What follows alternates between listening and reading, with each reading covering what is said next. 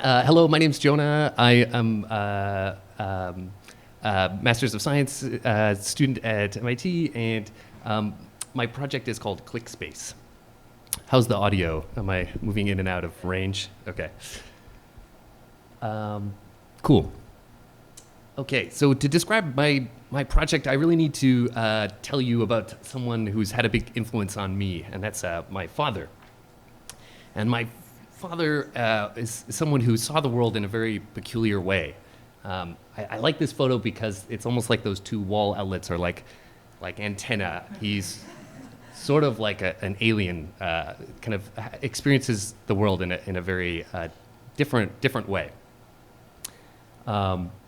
This is a photograph he took, and it shows a series of people looking at something, and as he was walking by, he managed to kind of frame this moment when they happened to line up to kind of create this pattern, while at the same time taking a photograph of people's bums. So I think that speaks to his interest in kind of moving through the world and trying to frame kind of patterns and moments and kind of metaphors. This is another photograph he's taken, and here there's this kind of playing with disaster and occlusion and for things in the foreground and things in the background, and there's a kind of playfulness and surreal quality here that I am inspired by. And he also just has fun and finds a chair that looks like a dog preening itself. But I'm also really inspired by other artists like John Cage, and aren't we all inspired by John Cage? So this is John Cage's prepared piano, and I'm going to do a really kind of superficial job here at introducing him. But of course, John Cage opens up the piano and intervenes and adds spoons and screws and other kind of interventions, and therefore creates a prepared piano, which then now someone can compose music for. He's working in the spirit of experimental art where assumptions are questioned, and the tools of his medium, which is the piano, become the kind of subject matter or the inspiration itself for explorations. So the set of constraints that relate to his discipline become the subject matter or the area of exploration. And of course, there are other examples. The French literature collective ULIPO produced a kind of prepared book where they wrote a series of sonnets and then sliced the pages in such a way that they could be reorganized to create combinatorial poetry. And so this is in a similar way, taking the format of the book, which represents the kind of constraints of the medium of literature, and then exploiting that, going into that medium itself as the inspiration, the constraints that produce the work. One more. This is Stan Brackage, but of course there are many other incredible experimental filmmakers. But here Stan opened up his camera and actually inserted plants into them, and in so doing created a kind of microscope out of a camera. So in all three of these instances, which again I acknowledge are very superficially spoken about by me, there's an interest in opening up the tool and creating a kind of prepared tool, and then producing artifacts from this prepared tool. So I'm interested in doing this, being inspired by this same method. And as an architecture student, my interest is to look at the tools associated with the architecture field and to draw inspiration from them in the same way that Stan Brackage and ULIPO and John Cage did. Is everyone following me so far? Is my narrative, my naive narrative, sticking? Okay. So in specific, I'm kind of really interested in getting deep into these tools and as deep as I can go. And finding moments that I want to visualize or visually express in some way. So this is a diagram which is trying to show the sequence which starts from you drawing a two-dimensional set of vectors on your computer screen, and then clicking print, and then your drawing being executed by a plotter, a plotting machine. So on the far left is your vector file, and then at some point after clicking print, your lines have to be sort of reshuffled. The order in which you drew your lines is now being re-indexed and optimized by a traveling salesman solver algorithm, and then that is converted into a set of instructions, and then that is then drawn by your drawing machine. So I became very interested in this step where the lines which we draw become kind of re-indexed. I began this process by designing a kind of prepared plotter. And the plotter this machine is a machine with a kind of inbuilt tension. There are two components of the machine. One part faithfully executes computer drawings, and the other part interrupts and pulls the paper away from this drawing component, which is faithfully drawing your computer image. And through the interplay of these two mechanisms, what one can produce, here are a series of slides from a movie I made of this machine. By making a drawing and then interrupting it as it's being drawn, essentially pulling the paper away from the drawing machine at regular intervals, you can create time-lapse, kind of exploded drawings. So just to describe this image, on the far left is a CAD drawing. And then moving to the right, this drawing has been interrupted by the interrupter mechanism, and what that's creating is this time-lapse image. So at the top is the first line that the CNC machine drew, and then at the bottom is the last. That, yeah? Making sense? Okay. So of course you can do this process with any input image, no matter, you can take a complex one or a simple one. You can also sort of pick a series of input images which have some kind of thematic relationship or have some kind of meaning to human beings. So this is a series of iconic elevations which have been stretched. Here, you could do this all day. You could keep talking for a long time. This is a series of plans, iconic plans. And then here are some more plans, Le Corbusier derived. So the one aspiration is that these time-lapse images give one some idea of how the computer is interpreting our work. So of course on the screen, these images appear to us, all the lines appear to us at the same time. But stored in the index, there's actually a sequence. So it's as if the computer sort of reads our work like one page at a time in a book, whereas when we look at it on the screen, it's like we're seeing the entire book at the same time. So this is trying to kind of, or one side effect of this process is describing perhaps a way in which a computer is interpreting, and I know that's a bit general. So using this kind of method, this visualization tactic, one can take a single image, a single vector drawing, and can sequence the lines in a different order. And then, of course, when they're stretched in time, that difference in sequence can be easily observed. So just so this makes sense, I realize I've chosen a font size, which is preposterous.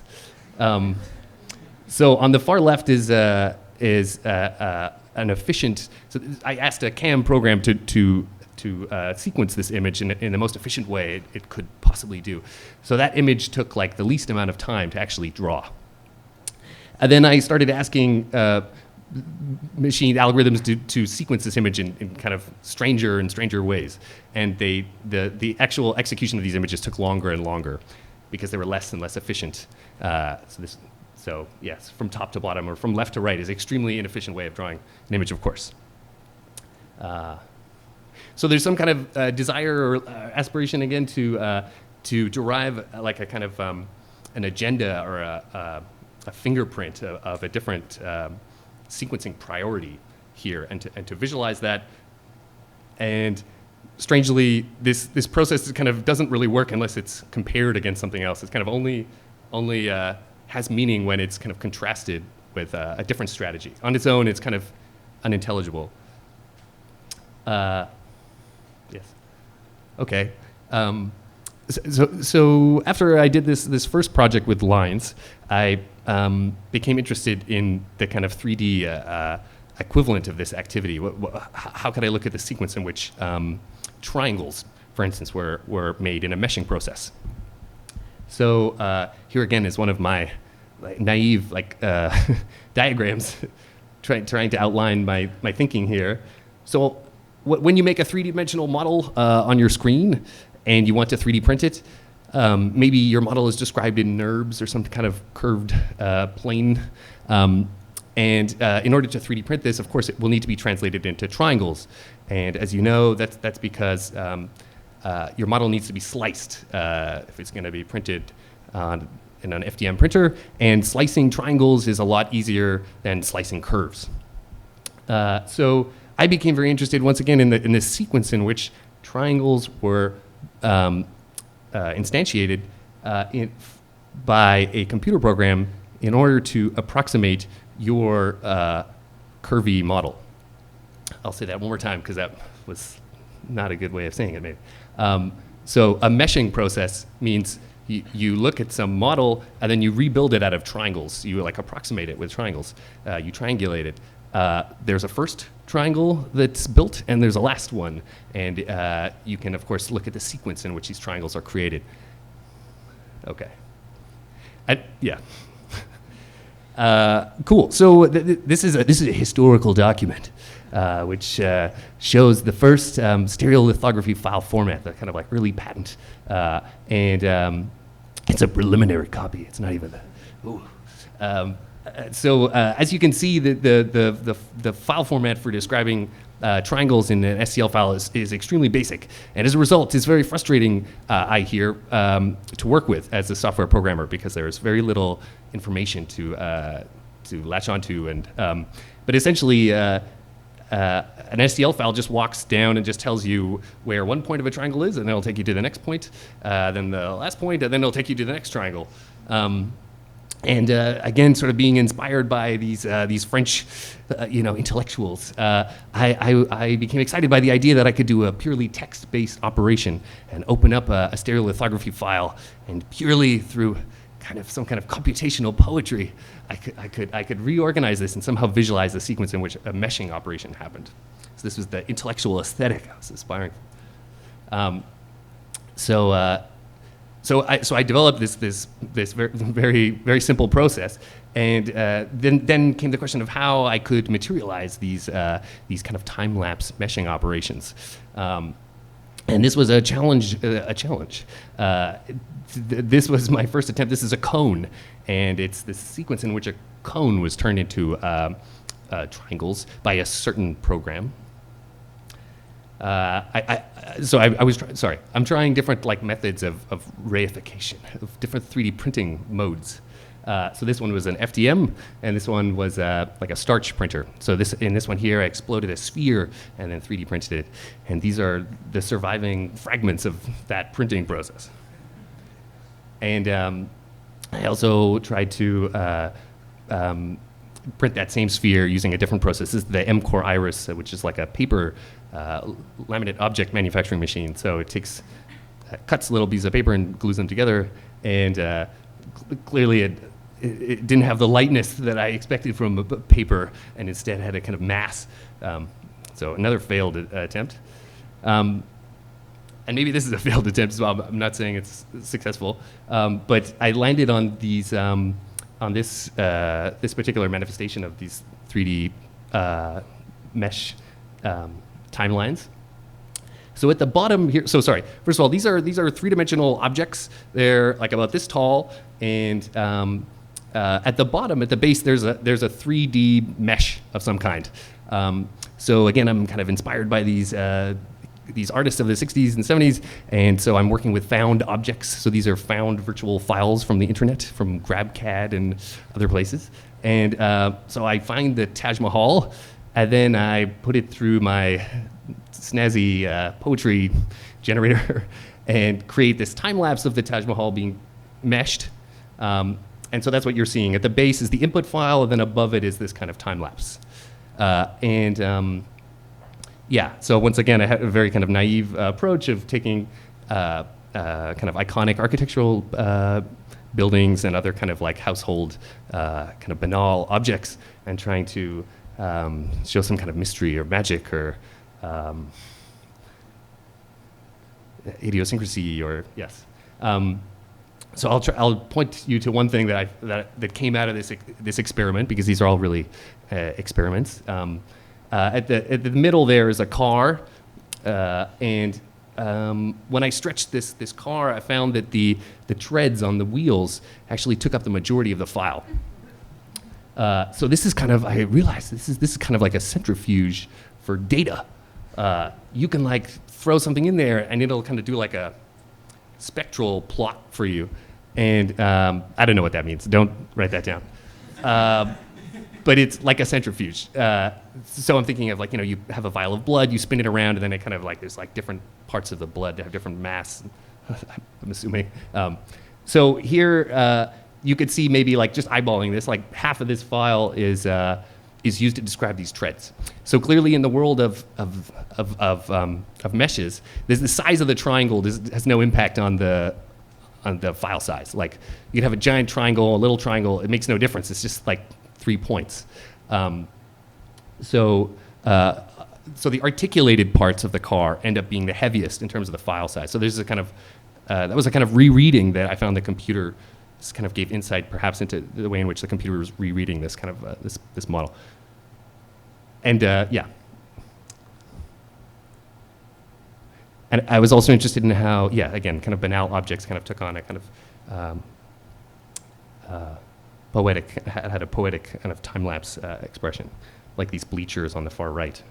I found interesting. How am I doing for time? Am I okay? Oh, okay, sorry. Okay, so another product of this exploration was a series of spheres produced by different 3D modeling programs. So on the far left is 3ds Max, you got Maya, Grasshopper, SketchUp, and the idea is to basically, again, kind of visualize different strategies of meshing a sphere, and then putting them side by side to compare them. And essentially you can see that there are a few different strategies. Some involve seeing a sphere like an orange, which you can unpeel. Others see it more like a melon, which you can like dice into eighths or sixteenths. So this is, and then others appear to have no kind of like sequence whatsoever, or that I can discern. And each of these kind of like, they either go different ways, some of them go clockwise, some of them, so there's a kind of idiosyncrasy here that I found exciting. And of course, these algorithms are designed by human beings, like flesh and blood, like you and me. And you can go and talk to these people. They'll talk to you. They're very friendly.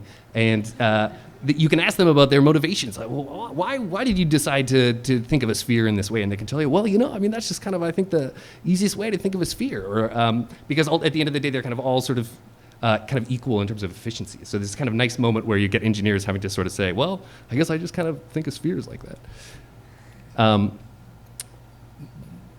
Maybe I'll stop it there, but maybe I'll just really quickly go into the last bit. So this is new work. This is uncharted territory. Okay, so I left off here. I've got these spheres. I found out that if you take a sphere in Rhino and then you do things as a human to it, you can change the index in which the computer has stored this sphere. So if you translate or scale or a sphere, the index stays the same.